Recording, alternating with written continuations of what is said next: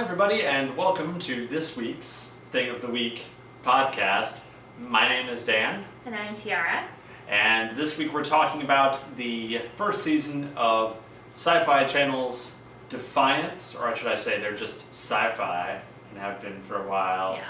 Yeah. And they spent a lot of money on the first show, I feel like in a couple of years, that had like aliens and weird makeup and alien languages and all those things. There was so much anticipation for Defiance. So we'll tell you what we thought of it here on today's episode. So I know that you were, at least initially, somewhat less than impressed with Defiance. So why don't we start there, because I feel like that's more of the initial consensus. I think that, especially the first few episodes, I was thoroughly underwhelmed. They had made it out to be such an amazing thing. Oh my gosh, and you can play the video game and blah blah blah blah. And I just found the first couple of episodes, it was we are going to put every single sci-fi trope into this television show. You're gonna have the guy who is the guy, I'm the former military man and now I'm the law. And then there's the sassy, angry, annoying doctor guy or girl, and then the prostitute, and I don't know. It just it really felt they were gonna do every single stereotypical character ever. And then there's what's his name? The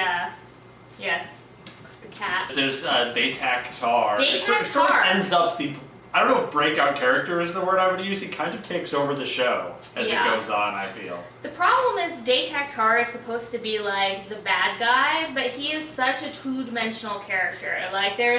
You think that as going on, there's going to be more and more going, and you're going to find out more stuff about him.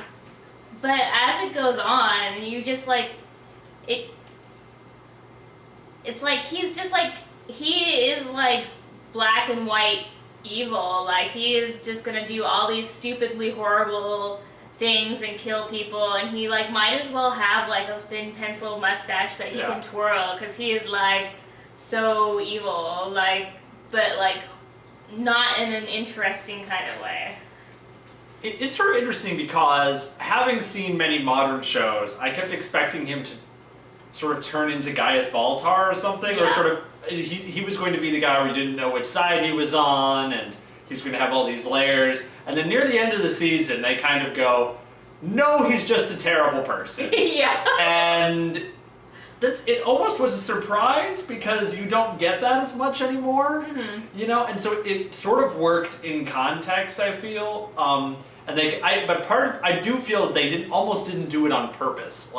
They kept going, he and his wife kept saying, well, you don't understand our culture, and this is the way we are, and all this kind of stuff. And I don't understand their culture, I have to say. Yeah. So, but I think that you talked about using sort of every trope in the book, and somehow it seemed to, the way it presented them sort of made it its own show, in a weird way. It could have been exactly like Firefly as a Western, it could have been exactly like Farscape, because it had people in crazy alien makeup saying made-up alien swear words. First of all, also aside before you continue, there's only one guy who is in really elaborate alien makeup to look like an orangutan alien thing. The rest of them are albinos and weird, lizard scaly people, sort of. Yeah, and I don't know, the Native American ones. Yeah. Which sort of surprised me when several episodes in, they're oh, they're sort of like the Native Americans, but they're aliens. Yeah. I was not expecting that to be where that was going and how Western it was, but yeah.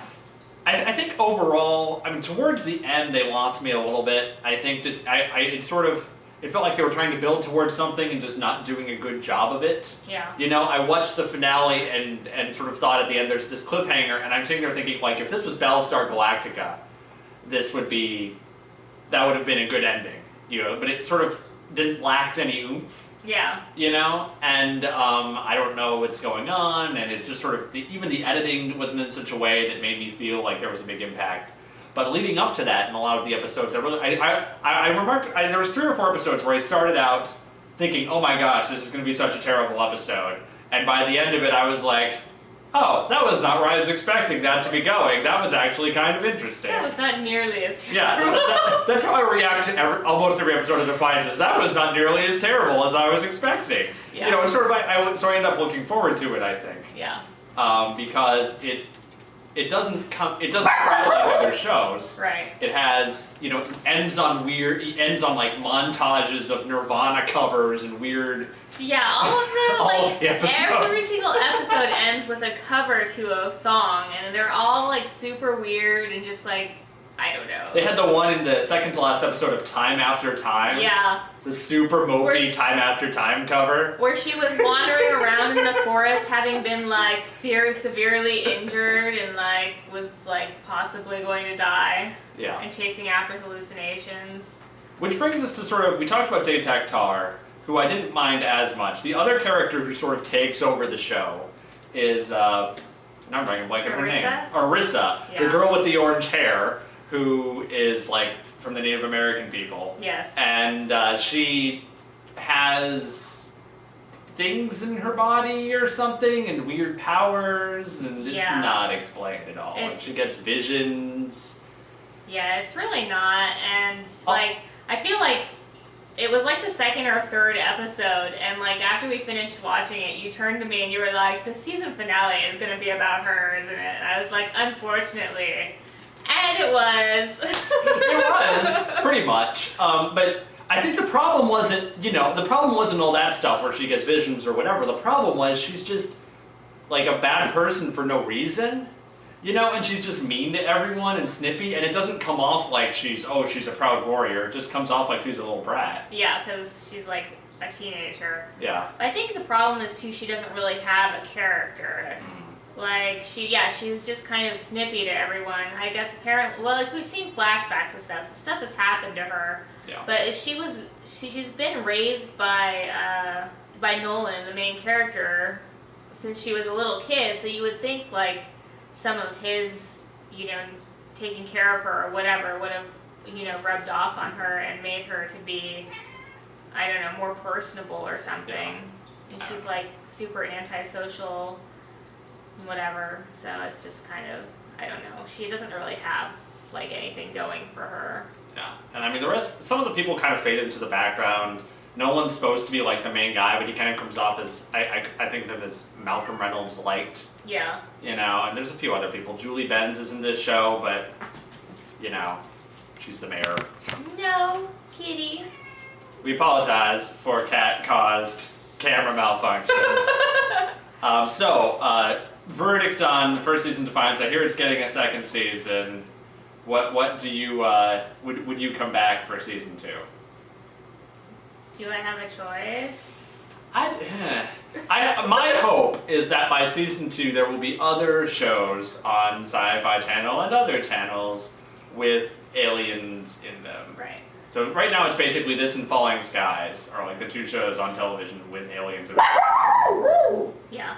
I think that, the good thing about this is that hopefully because it's been such a huge success that SyFy Channel can kind of remember that they used to be about science fiction instead of about ghost hunters, ghost miners, ghost collectibles, ghost auctioneer, whatever other kinds of ghost shows they have, and that kind of thing. So hopefully, we'll see some more science fiction out of this. And they did try to do, it's like they tried to be interesting, but they have too much going on, and maybe now that like they've killed off several characters, they can kind of pare it down and focus, maybe, get a little bit more story out of the characters that are left, and there's the big bad guy that comes in at the end of the season, and you were interested in knowing more about that, so maybe we'll see some of that. I feel like a lot of shows that we watch tend to be, the first season is passable, and then like as it goes on, like it gets better as it goes. Like admittedly, like I watch Star Trek: The Next Generation, like I rewatch it like every other year, and the first season is almost painful, you know. And this is not as painful because it's not the late 80s, early 90s, but it's still, you know, there's a lot of brushing up. The problem is, are we, you know, is it a diamond in the rough, or are we polishing a turd? Yeah, so it's hard to tell at this point. It's sort of, yeah, it's gotten the success that it has, less because of what it's actually done than just because of like the fact of what it is, and it's the only thing like it on television. There's a big fan base for that. I feel like the problem is not with what they've done, but just with the fact that the writing is not that great so far. They haven't done that much to make me care about what's happening. And yeah, I agree that second seasons tend to be better than first seasons. Right. So we'll see when we come back. But SyFy has reportedly ordered several spaceship type pilots, and we'll see where that goes. Yeah. Next year, hopefully. Hopefully not with weird albinos. Yeah. Evil albinos. I was gonna say weird curse words that, you know. What does Stocko mean, honey? I don't know. It's perfectly suitable for children. Yeah. But yeah, we'll see what happens. And like I said, at least, you know, we're getting more science fiction television shows out of it, and that's always a plus, because I would love another, like, well, honestly, I would love another Babylon 5, let's be honest. But, like, you know, Battlestar Galactica, anything I'll take, you know, at this point, because, yeah, like you said, Falling Skies is really the only other thing. Under the Dome has, like, the dome part, but the rest of it is really not science fiction. It's just kind of like drama, so, you know. Yeah.